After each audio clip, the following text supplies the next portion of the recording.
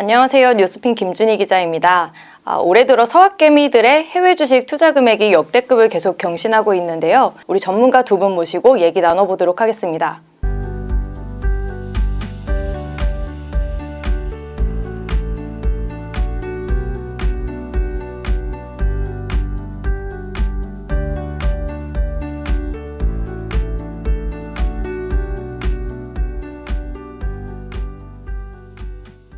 사실 서학개미 분들, 그러니까 우리나라 국내 투자자들이 가장 많이 투자한 종목들은 사실 대형 기술주들이잖아요. 뭐 빵으로 대표되는 그런 4가지 기업들이나 뭐 최근에는 뭐 니오나 아니면 무슨 알리바바 같은 그 그렇죠. 뉴욕 증시에 상장한 중국 기업들도 되게 주목을 받고 있어요.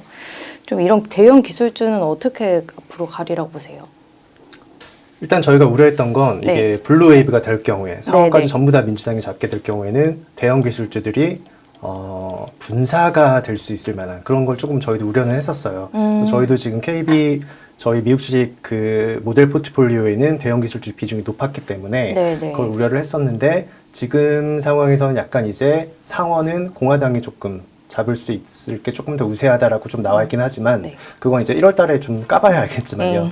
그래서 이제 일단은 그 기업 분사에 대한 그런 부담감은 조금 낮아진 상황이고 그러면 어떤 점을 좀 봐야 되냐 하면 첫 번째는 인수합병 그리고 두 번째는 반독점이죠. 반독점에 따른 인수합병을 제한하고 두 번째는 자사주 매입을 제한하는 거. 이 두 가지가 아까 제가 말씀드린 그 두 가지와 좀 그 굉장히 밀접한 관련이 있는 게 인수합병을 제한하게 되면 비즈니스의 모델에서의 향후 성장성이 낮아질 수가 있어요. 아마존이 예를 들어서 페이스북이 인스타그램을 인수해서 더 큰 성장을 이뤘듯이 그런 기업들에 대한 인수합병을 규제하게 된다면 향후 미래에 이제 비즈니스 모델에서의 성장이 제한될 수 있고 자사주 매입을 규제하게 된다면 그 EPS를 올릴 수가 없습니다. 주당 순이익을.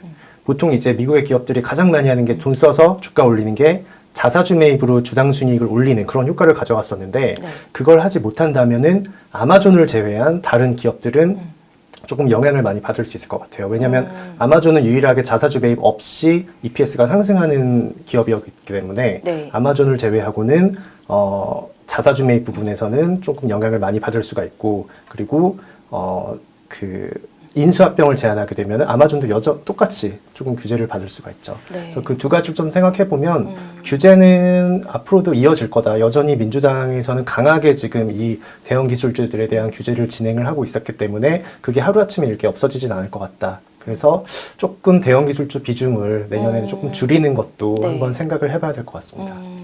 저는 뭐 아까도 말씀드렸지만 저는 이제 전망을 하는 사람은 아니어서 장기적인 관점에서 내 자산을 어떻게 가져가는 게 좋을까라는 관점에서 ETF 투자를 좀 연결해서 말씀을 드리면 과거에 해외 투자라고 하면은 많은 분들이 중국, 이머징 투자를 했어요. GDP 성장률이 높은 국가에 투자하면은 변동성은 좀 크지만 결과적으로 주식 수익률이 높을 거야 라고 생각했는데 요즘은 보면은 많은 분들이 미국 주식에 투자하고 있죠. 예전하고 생각이 많이 달라진 겁니다. 실제로 높은 수익률로 나타났지만 실제로 기술 그리고 지식 이런 것들이 과거에 자본이나 인력 이런 것들이 풍부하고 포텐셜이 많은 이머징 국가보다 기술하고 지식을 가진 국가와 기업에 투자하는 게 장기적으로 우상향하고 수익이 좋다라는 생각이 이미 많이 퍼져 있고 사실 뭐 아카데믹하게도 그런 것들이 이제 증명이 된 상황이어서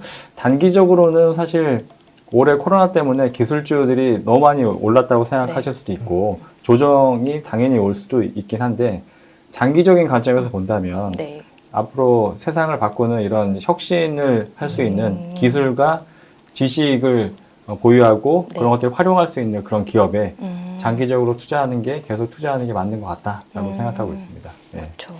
저도 이걸 좀 드리고 싶었던 말씀이 있긴 해요. 이게 대형 기술주는 규제 이슈가 좀 있지만 그렇다고 해서 대형 기술주가 돈을 못 버는 게 아니잖아요. 이 대형 기술주들의 성장에 대해서는 그 누구도 이제 의심할 나위 없는 그런 거지만 정책에 의한 그 불확실성은 알 수 없는 거기 때문에 단기적으로 조금 비중을 줄여놔도 되지만 말씀하신 것처럼 정말 기술 산업 자체는 앞으로도 충분히 기술과 그 건강에 대한 그런 바이오와 그럼 IT는 성장할 수 있는 산업이다라는 건 저도 네. 정말 격하게 공감하는 네. 그런 말씀입니다.